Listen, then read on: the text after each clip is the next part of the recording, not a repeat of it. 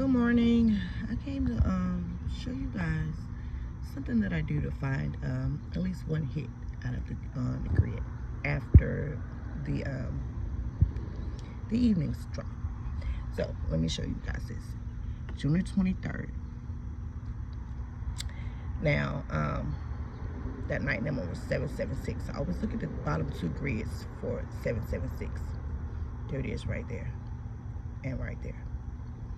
Okay, once you mark that off, you make the grid from the Cash 5 numbers. Those two are added, and I have another number that I add to make the bigger grid.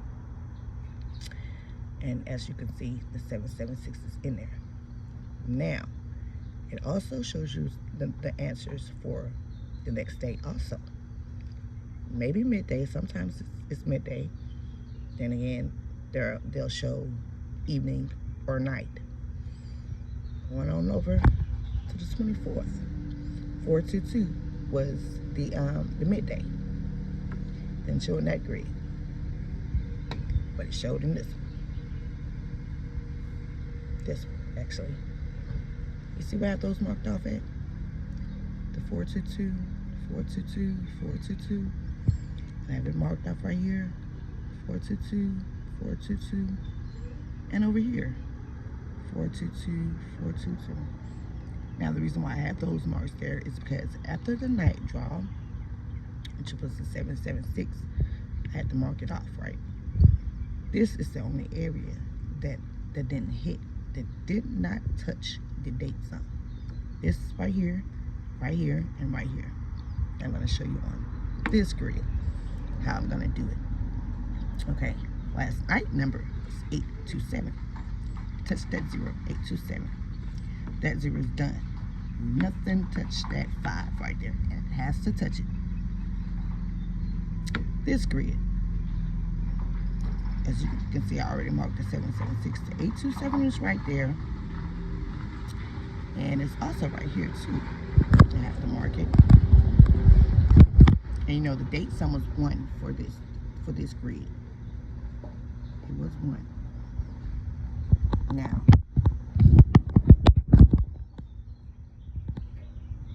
what's left in this grid to touch?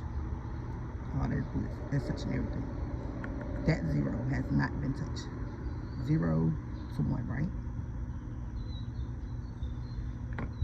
Actually, it has. The 287 right there, and that's the 422. It touched that 0. This 5 has not been touched. So that 5, and let's see. Over here, I haven't touched this. Nothing have touched this and that. So I'll be looking in this area. Date sum is 1, right? 1 to 2. So I would look at this area, that area, that area. Whatever number that has not been touched. Watch that grid. Now, the new grid, right here. See, last night number was 827. Let's see if we can find it in this grid. Didn't touch it now. 827. Let's see, right there. In the smack middle of that. And then it also goes around to that, touching that one. 827. All up in there. Okay. Excuse me. Now,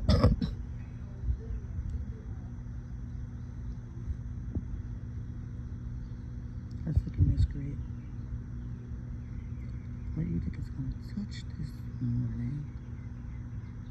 Okay. All of that has been touched. All of that. 6 hasn't been touched. We're always looking at 1. The date sum is 1, so look at the 2. It has touched the 2 or around it. So something has to touch over here today. up there, and right up in here. Because that 6 hasn't been touched.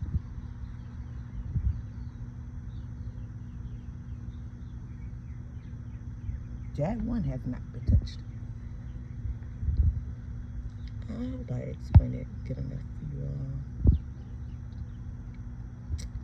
But let me see what I'm going to mark off. This area has to be touched.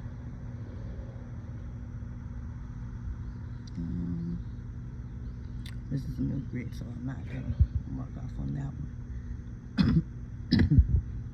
Excuse me. Oh man, those strips are good. 1, 6.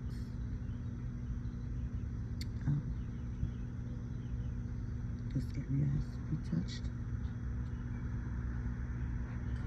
This area has to be touched. That 6 hasn't been touched either. That one has. This one has not. So I have to look in that area too.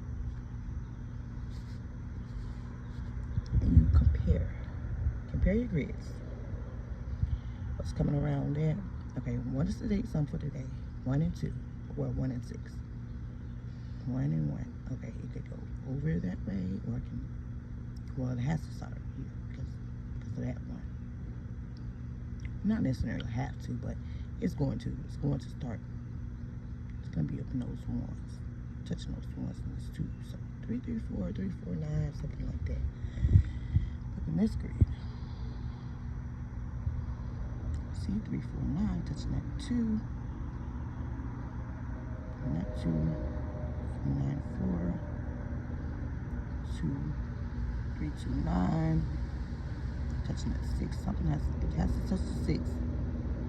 Majority of the time, it's going to touch that the mirror number and the next day's number. So I would look up in here for the answer for those 2s, and right up in here. That too. It could be trip 1s this morning. Not sure, but hey, that's how sometimes I find my answer, and I hope this helped you guys. I hope so. Of how I do my grids. All right, that's it for this morning. Thanks.